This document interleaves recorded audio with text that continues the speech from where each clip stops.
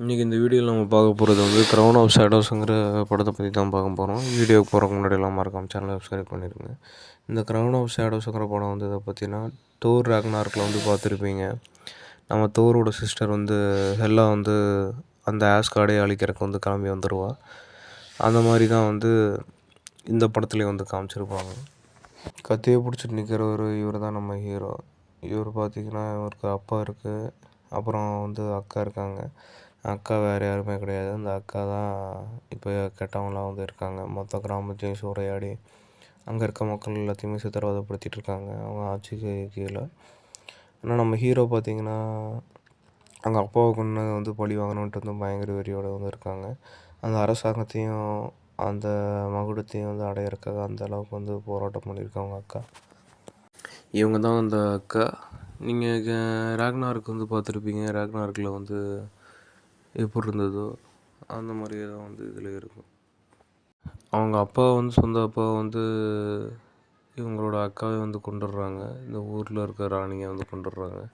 கொண்டதுனால வந்து நம்ம ஹீரோ பழிவாங்க வந்து துடிச்சிட்ருக்காரு. கடைசியில் வந்து இந்த கோட்டை யாருக்கு கிடைக்கிறதுன்னு காட்டுறதா அந்த படத்தில் வந்து காமிச்சிருக்காங்க. கேம் ஆஃப் த்ரோன்ஸ் வந்து பார்த்துருப்பீங்க. கேம் ஆஃப் த்ரோன்ஸ் பார்த்தவங்களுக்கு தெரியும் இது எப்படி முடியும்னு கதை. பத்தாததுக்கு இந்த கேம் ஆஃப் த்ரோன்ஸை பார்த்து நிறைய இடத்துல வந்து ட்ராகனை வந்து கொண்டு வந்துட்டானுங்க. ஆனால் கேம் ஆஃப் த்ரோன்ஸுக்கு முன்னாடியே வந்து டஞ்சியன்ஸ் ட்ராகன்ஸ் இருக்குதுன்னு சொல்லக்கூடிய நம்ப முடியாது. ஏன்னா கேம் ஆஃப் த்ரோன்ஸ் வந்து ரொம்ப வருஷத்துக்கு முன்னாடியே வந்து ஆரம்பிச்சிட்டாங்க.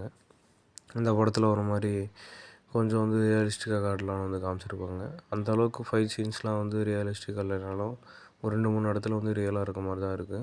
அப்புறம் அந்த காட்டுக்குள்ளே இருந்து அந்த ஃபைட் சீன் பண்ணுறதுனால வந்து ரியலாக காமிச்சிருக்கானுங்க. மற்றபடி பார்த்திங்கன்னா இந்த படம் ஃபுல்லாமே ஒரு அட்வென்ச்சர் ட்ராமா ஃபில்மாக தான் வந்து இருக்கும். இது ஃபுல்லாக வாரை பேஸ் பண்ணி எடுத்திருந்த ஃபில்ம்னால வந்து அக்காவுக்கும் தம்பிக்கும் நடக்கிற சண்டையை தான் வந்து மெயினாக முழுக்க காமிச்சிருப்பாங்க. அப்போ தனியாளாக இருக்க இந்த பையன் வந்து, அதாவது இந்த நாட்டோட ராஜா வந்து எப்படி அவங்க அக்காவை எடுத்து பாகுபலி படத்தில் வர மாதிரி அவங்க அப்பாவோட உசுரை வாங்கினதுக்கு, இதான் அவங்க அப்பா உசுரை வாங்கினதுக்கு கடைசியில் போய் எப்படி மகுட சூட்ட போகிறான் அப்படிங்கிறத வந்து கதையாக காமிச்சிருக்காங்க. இதில் பார்த்ததுக்கு இந்த ட்ராகன் வர சண்டை போடும்.